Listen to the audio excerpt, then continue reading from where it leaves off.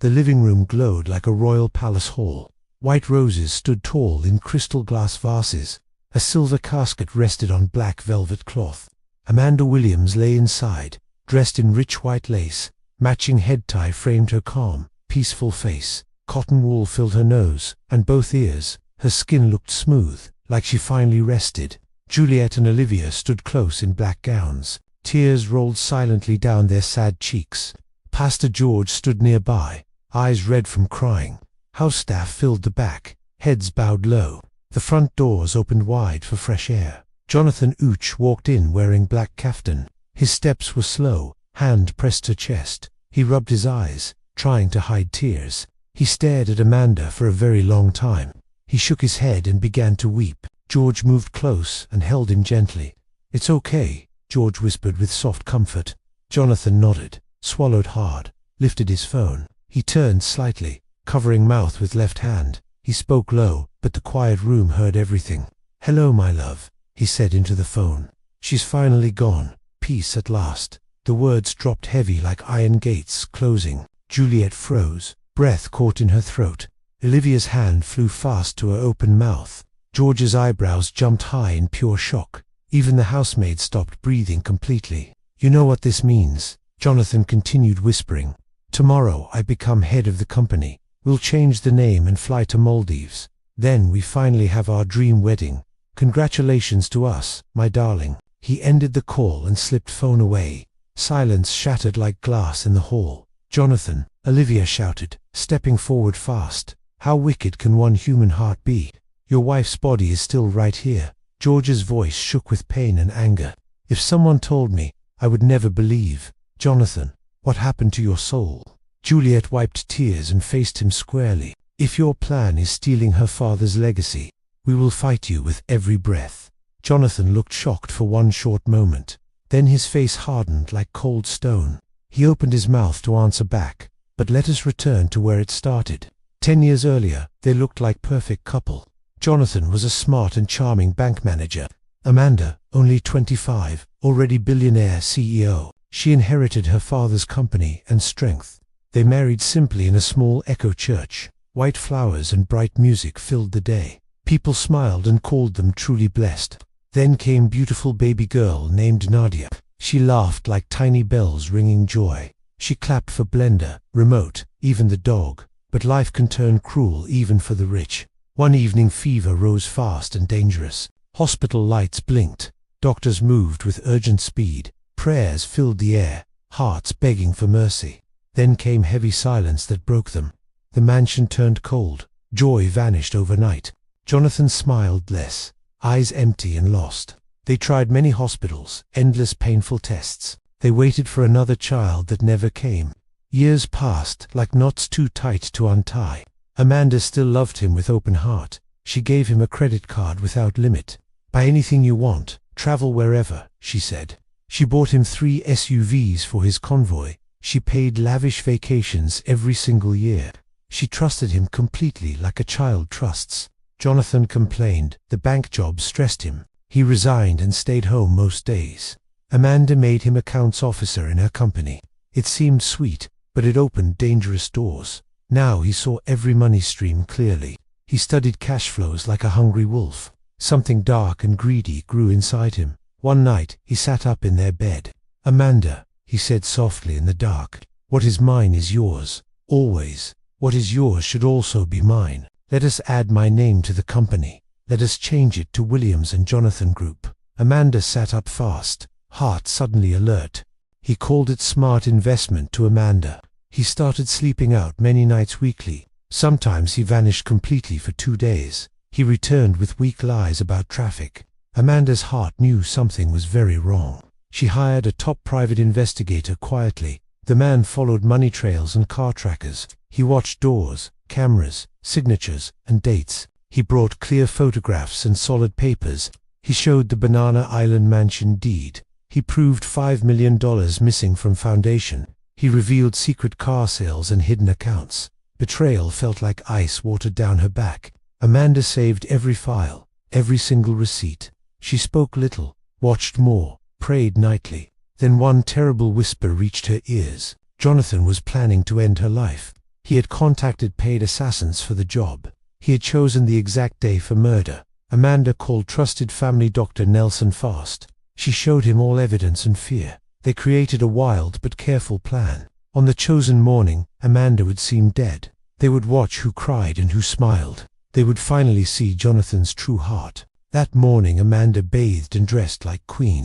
White laced gown, matching head tie, gold jewels. She lay on the bed and called Nelson. He rushed in, checked pulse, shouted for maid. "Cynthia, did Madam call you last night?" Cynthia shook her head, already crying loud. "No, doctor, she never called me." Nelson bowed his head and sighed deeply.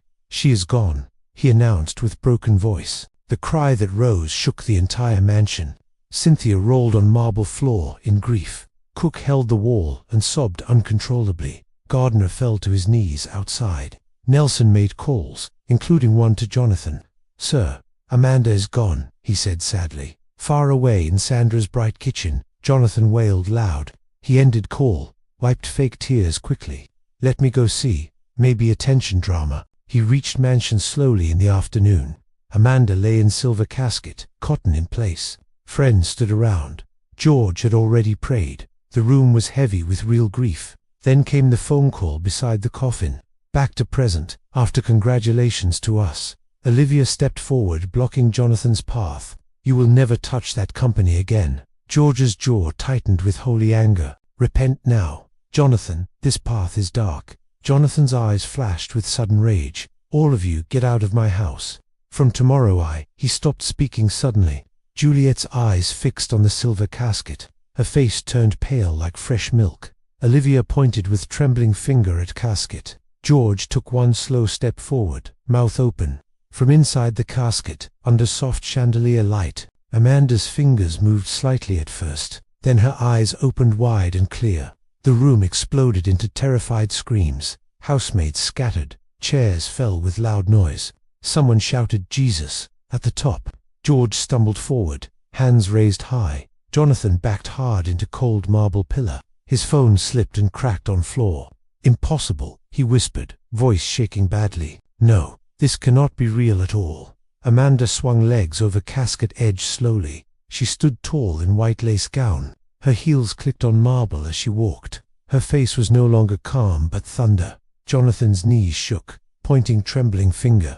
"You were dead." Nelson confirmed it. Dr. Nelson rose quietly from corner chair. "Amanda was never dead. We staged everything. To see the truth," he finished softly. Staff gasped loud. Cynthia covered her face. Juliet and Olivia turned rage on Johnathan. Amanda stopped inches from her husband. Then her palm slapped his cheek hard. The sound echoed sharp in silent hall. "That is for betraying me," she said. "I gave you my life, my wealth, trust. You hired killers and celebrated my death." Jonathan's face twisted. He tried to speak. Amanda raised hand to silence him fast. "Everyone heard you call your mistress. You thought my grave was your throne. God exposed you before the world." Johnathan hissed. "You set me up. You cannot win. This humiliation means nothing." George stepped close, voice heavy with sorrow. "Enough, Johnathan. You did this to yourself." Johnathan pointed shaking finger at Amanda. "I will come back for everything. Mark it." Juliet shouted. "You threaten her before witnesses." Olivia crossed arms. "You disgust us all." Amanda turned and called out clearly. "Cynthia, call the police right now." Sirens wailed outside within few minutes. Armed officers stormed into the grand hall. Inspector Aday asked, "Who is the man?" Amanda pointed straight. "Arrest Johnathan Huch. He planned my murder and stole billions." Johnathan laughed, bitter. "Police cannot hold me. I am Johnathan Huch. I walk tomorrow." Officers grabbed his arms and dragged him. He shouted, "Amanda, you will regret this. Sandra will stand by me always." Doors slammed shut. Silence returned heavy. Amanda's shoulders dropped. She breathed deep. Juliet hugged her tight, whispering strength. Olivia held her hand, tears of joy. George shook his head. "My brother reduced low. This battle is not over yet," he warned. Amanda looked at them, eyes still strong. "It is about my father's legacy now." Johnathan wanted to erase William's name. "I will never let that happen." Dr. Nelson spoke soft. "Prepare. He will fight." Amanda nodded. "Let him come. I'm ready." Miles away in speeding police van, Johnathan whispered, "This is not the end. Amanda, you will see me again." Prison doors slammed shut with loud thunder. Johnathan's fine caftan now looked like rag. Corridors smelled of rust, sweat, and pain. Inmates jeered. "Banker boy comes to join us." Cell leader Bullet welcomed him with hard push. "New fish. Everything here has price." Johnathan lay awake, plotting through the night. "Sandra will save me," he told himself. Meanwhile, Amanda sat in her office alone. Father's portrait watched from the wall above. She felt the slap still burning her palm. Juliet brought files of stolen billions. Olivia reminded her Johnathan was master deceiver. George warned court might grant him bail. Amanda stood tall. "I will face him." In Victoria Island, Sandra sipped wine, smiling. She spoke to lawyer. "Free Johnathan fast. He is father of my unborn child." But her stomach was flat. All lies. 2 weeks later, Lagos High Court buzzed loud. Amanda arrived, surrounded by tight security. Cameras flashed. Reporters shouted many questions. Johnathan sat in dock wearing prison uniform. He smirked when he saw his wife. "You look good, Amanda. Enjoy while it lasts." Court began. Evidence poured like heavy rain. Bank records, secret calls, assassin contacts shown. Dr. Nelson testified about the fake death plan. Cynthia cried, describing midnight money movements. Defense called Amanda manipulative and cruel wife. Johnathan took stand, voice dripping false tears. "I loved her. This is all revenge." Amanda rose calm to testify against him. "True love does not hire killers." Johnathan, "True love does not celebrate at coffins." Courtroom erupted. Journalists wrote with speed. Johnathan slammed dock, shouting all lies. Judge adjourned for 7 long days. Sandra watched live TV and changed sides. She called Amanda's office for secret deal. That night, Sandra arrived at Mansion Valdio. "Johnathan plans your death before verdict." Amanda listened cold. "Why trust you now?" Sandra smiled thin. "Because I choose winners." Amanda warned, "Lie to me and you sink." In prison, Johnathan smiled at paid guard. "Everything ready. She dies this week." 7 days later, judge delivered final verdict. Johnathan Uchi, guilty on all charges. 7 years imprisonment with hard labor. Amanda closed eyes, whispering, "Thank you, God." Johnathan went pale. Mask finally broken. He whispered threat as guards dragged him. Months later, Sandra won Banana Island mansion. She smiled for cameras. Victory tasted sweet. Amanda let it go, focused on rebuilding. 2 years passed. Amanda met architect Sam. He was gentle, honest, deeply spiritual man. Friendship grew into real and quiet love. Sam proposed in garden under morning sun. Amanda said yes with joyful tears flowing. They married, surrounded by white roses again. Twin boys, David and Daniel, were born. Their cries filled the mansion with new life. Johnathan's prison years broke his proud spirit. He wrote letters first filled with hate. Later letters begged forgiveness and mercy. Amanda read them, heart slowly softening. 7 years later, she visited the prison. Sam and twins waited outside the gate. Johnathan cried, seeing her after long years. "I am sorry for everything I did." Amanda looked at broken man before her. "I forgive you, Johnathan, for my peace." Months later, Johnathan walked out free man.